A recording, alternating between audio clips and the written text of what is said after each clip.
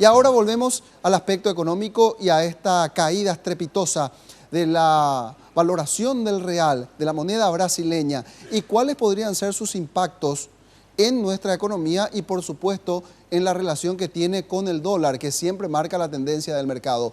Para encontrar esas respuestas, vamos hasta la redacción de 5 días. Allí se encuentra nuestro compañero Santiago Sabatiero. ¿Qué tal, Santi? ¿Cómo estás? Buenos días, Roberto. Un placer estar nuevamente en contacto contigo. Y así como mencionás, hoy en tempranas horas de la mañana, cuando estaba recorriendo el centro de Asunción, me llevé una fuerte sorpresa al ver las pizarras de ciertas entidades financieras donde decían que el dólar estaba por encima de los 5.600. Puntualmente decía 5.640, lo que es su precio más alto, no del año solamente, sino de los últimos 10 años, ya prácticamente un dólar que ha superado todas las barreras que se le han puesto, todos los pronósticos ha superado en los últimos meses.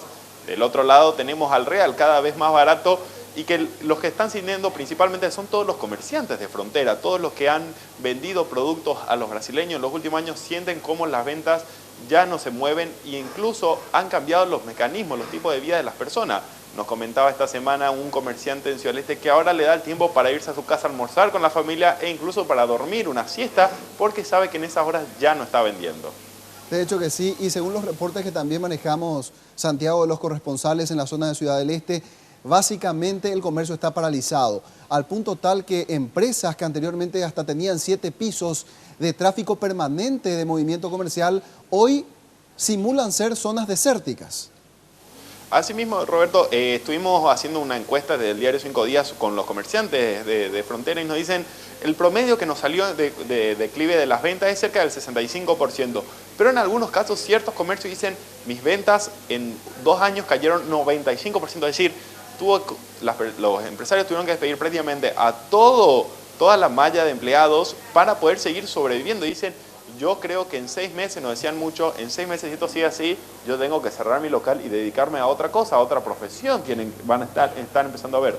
Desde el gobierno por lo menos están intentando cambiar ciertamente la situación, el sector privado está empezando a invertir en obras de infraestructura, en edificios principalmente, para ver si podemos atraer nuevamente a los brasileños, hablando específicamente de Ciudad del Este, para poder reactivar esa demanda comercial que teníamos tanto en los últimos años. Ahora, con respecto al dólar, Santiago, ¿qué es lo que se avisora? ¿Va a seguir creciendo?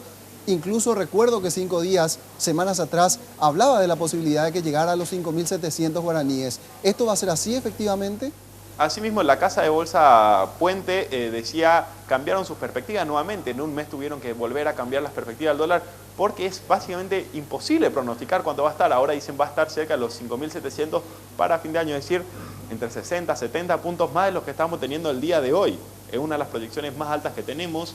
Todas las otras proyecciones que se habían realizado a través del año, todas quedaron desfasadas de un dólar que no tiene cabida, que ha superado todas las barreras, como te comentaba, y parece que no tiene un techo. Desde el Banco Central dijeron, no creemos, no aseguran tampoco que el dólar llegue a los 6.000 guaraníes. Pero mucho agente privado, es ministro de Hacienda incluso, dicen que podría llegar a los 6.000 guaraníes. Así que es una fuerte disputa a ver cómo reacciona el Banco Central ante los cambios de la economía, ante los cambios que se está viendo de Estados Unidos para poder frenar el tipo de cambio. Ahora, por último, y con respecto al real, para redondear esta entrevista y agradecerte por los datos, ¿hay alguna forma de sacarle provecho a esta situación del comportamiento del real? Hay varias formas, hay cierto grupo social que está aprovechando la situación de Brasil. ¿Por qué? Vacacionar hoy en día en Brasil es 30% más barato que hace un año, así que muchos paraguayos ya no proyectan sus vacaciones a la Argentina o en la situación interna, sino que se están proyectando hacia Brasil. La compra de departamentos también ha sido muy beneficiada para los paraguayos, es decir, hemos recibido informes de que cada vez más personas de Paraguay están comprando departamentos en Brasil para poder alquilar. Es lo que están haciendo desde Ciudad del Este puntualmente.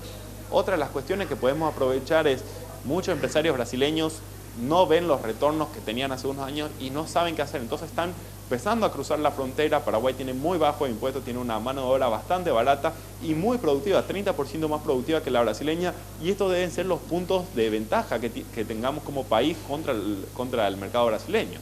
Muy bien, muchas gracias, Santi. Gracias a vos. Espectaculares los datos para poner en perspectiva esta situación que genera preocupación, decíamos, a un amplio sector del comercio, principalmente fronterizo, pero como bien decía, si usted está planificando hacer sus vacaciones en países extranjeros, Brasil puede ser un buen destino. Ahora...